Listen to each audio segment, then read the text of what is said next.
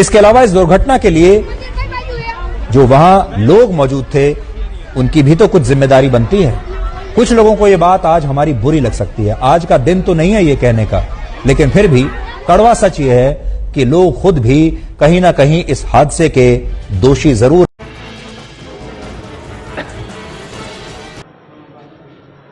जैसा कि अभी आपने एक क्लिप देखी और उस पर बयान देखे, ये बयान है एक बहुत ही प्रसिद्ध चैनल के एंकर का, और उनका ये बयान ये दर्शाता है कि जो भी मोरबी हादसा हुआ है उसमें सरकार का कोई दोष नहीं है। सरकार को क्लीन चिट दी जा रही है, और क्लीन चिट ही नहीं दी जा रही है, एक तरीके से सरकार का बचाव किया जा रहा है।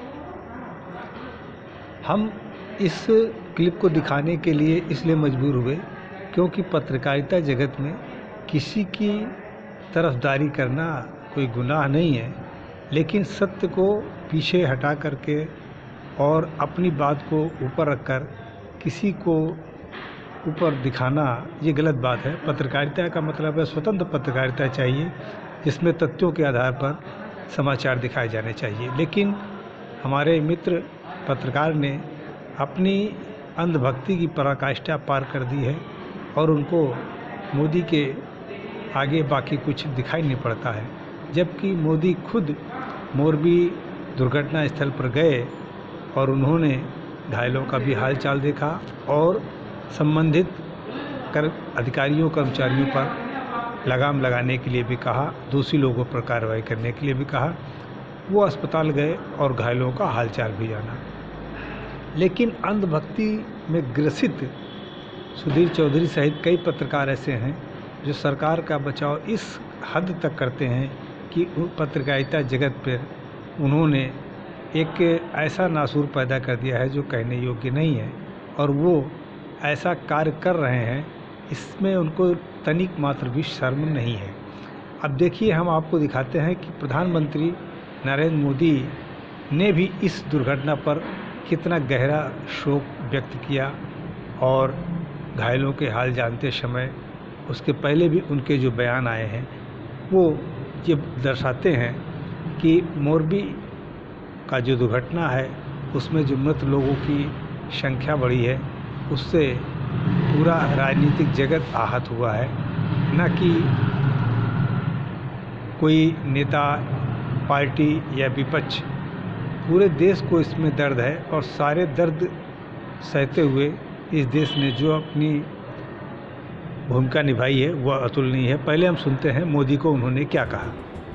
मैं एकता नगर में हूं, पर मेरा मन मोरबी के पीड़ितों से जुड़ा हुआ है। जिन लोगों को अपना जीवन गंवाना पड़ा है, मैं उनके परिवारों के प्रति अपनी संवेदना व्यक्त करता हूं। दुख की इस घड़ी में सरकार हर तरह से पीड़ित परिवारों के साथ है। अब हम आते हैं गुजरात के गृह मंत्री के पास, जो जिनके राज्य में दुर्घटना हुई है, उनका बयान क्या कहता है, आइए देखते हैं गृह मंत्री का बयान। जिला तंत्र राज्य सरकार के द्वारा खासतौर से आसपास के सभी जिलों से एम्बुलेंस, 108 की टीम, डॉक्टर्स की टीम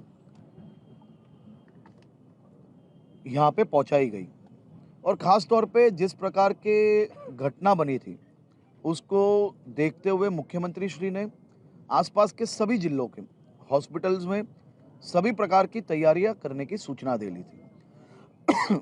मोरबी के सभी प्राइवेट हॉस्पिटल्स को सरकार द्वारा सूचना मिली थी कि अस्पताल में कोई भी पेशेंट्स यहाँ से लाए जाए, उनकी ट्रीटमेंट तात्कालिक चालू किया जाए, उसकी जो भी कुछ प्रोसीजर होगी वो सरकार द्वारा की जाएगी।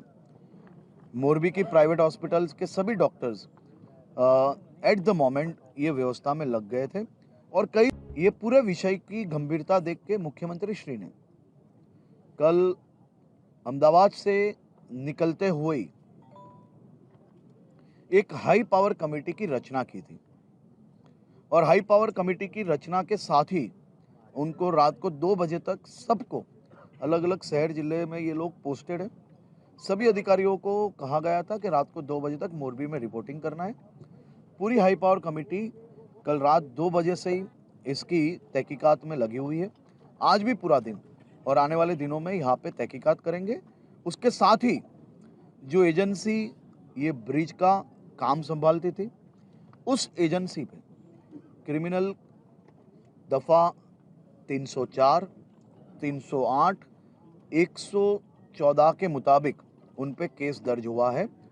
कुल मिला के अभी तक 132 लोगों की मौत ये दुर्घटना में हुई। आइए अब हम आपको सुनवाते हैं वो क्लिप जिसमें एक तरफ तो वो कलकत्ता के हादसे को दुख बता रहे हैं और मोरबी हत्याकांड पर सरकार का बचाव कर। कोलकाता में ऐसा ही हुआ है, जहां एक निर्माणाधीन पुल का बड़ा हिस्सा अचानक गिर गया और उसके नीचे 150 से भी ज्यादा लोग दब गए। ये घटना बताती है कि जब सिस्टम के लोगों, फायदे की राजनीति करने वाले नेताओं और भ्रष्ट कंपनियों के बीच साठ-गांठ का पुल बन जाता है, तो वो भोली भाली जनता पर बोझ बन जाता है और एक दिन इन्हीं आम लोगों के ऊपर गिर जाता है। कांग्रेस सरकार में गिरे हुए पुल पर उन्होंने क्या कहा और अब भारतीय जनता पार्टी की सरकार पर बने पुल पर जो हादसा हुआ उस पर क्या कहना है। इसके अलावा इस दुर्घटना के लिए जो वहां लोग मौजूद थे, उनकी भी तो कुछ जिम्मेदारी बनती है। कुछ लोगों को ये बात आज हमारी बुरी लग सकती है, आज का दिन तो नहीं है ये कहने का, लेकिन फिर भी कड़वा सच ये है कि लोग खुद भी कहीं ना कहीं इस हादसे के दोषी जरूर